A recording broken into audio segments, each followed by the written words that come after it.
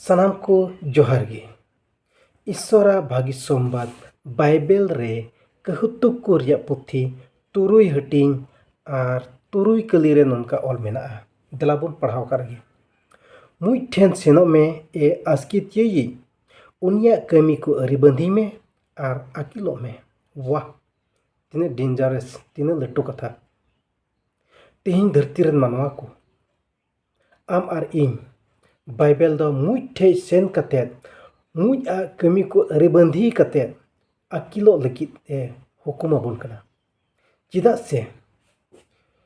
पहिल कथा बुन नेला मुई रेन मंझी पारानिक बनु कुआ मुई रेन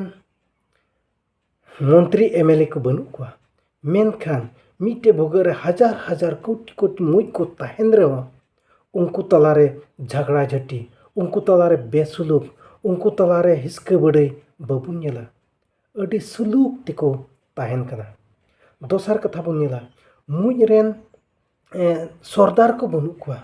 मुई रेन मालिक को बनु कुआ मेनखान एनहो उनको दो निरन दिन रगी जोमा को जुड़ो जों कना और इरो दिन रगी आजा असुलो लगी सनामा दो संठाव जोंगान कना तीन मोज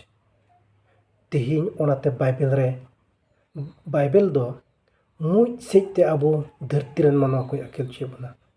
तेहिं उनको मुई बुन नेल कुआ उन ढेर मुई मिट्टी को ताहेन कना बक्को झगड़ा बक्को लड़ाइया उनको मुई चे चोंग जोमा ठीक समय रे उनको को अगुया अको लगित जोमा को जुटाव जों कना आर बुन नेल कुआ आधा मुई दो को और इदिया आधम दो तायम से को ठेलावा आधम दो नाते को ओरा और आधम दो को देख को मेनखान एनहो उनको तलारे जहान के फरिया बाबू नेला तीन दुलड़ और तीन सुलूक को ताहन करा और बुन नेला मुई दो जहां तीन को कटी गिर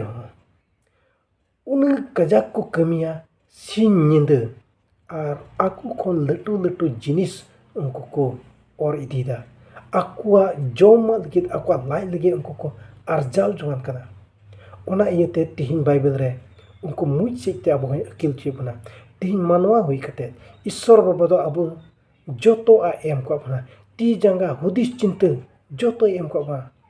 मेनखान तिहिं उनको मुई नेलते अकिलो लगे बाइबेल मेंदा मुई नेलते अब अकिलो हुई तबना और तीन रे मुई बुन अरिबंधी को मुई लेका बुन अकिलोआ मुई नेलते अब बुन अकिलोआ तबे अब जीवन रे अब समाज रे अब घर रे सक्सेस हुआ ओनाते तीन ओक्ते मिना आरकी ठीक समय रे अब कमी हुई तबना ठीक समय रे अब कुड़पाड़ हुई तबना ठीक समय रे जमा को अर्जा हुई तबना ठीक समय रे अब अकिल हामेट जरूर तबना तबे यानी अब बन सक्सेस दाड़िया ओनाते नोआ ईश्वरा भागी सम्माद कहतुक कुरिया पुथी तुरुई हटिंग तुरुई कली रे अडी मोज मुई सेते अबोई नेहर बन कना अकिलो लगी आदो ओनाते तुलड़िया बोया को थोड़ा गान मुई बन आरिबंदी को और उनको नेलते अब अकिलो लगी बन कुरुमुटुया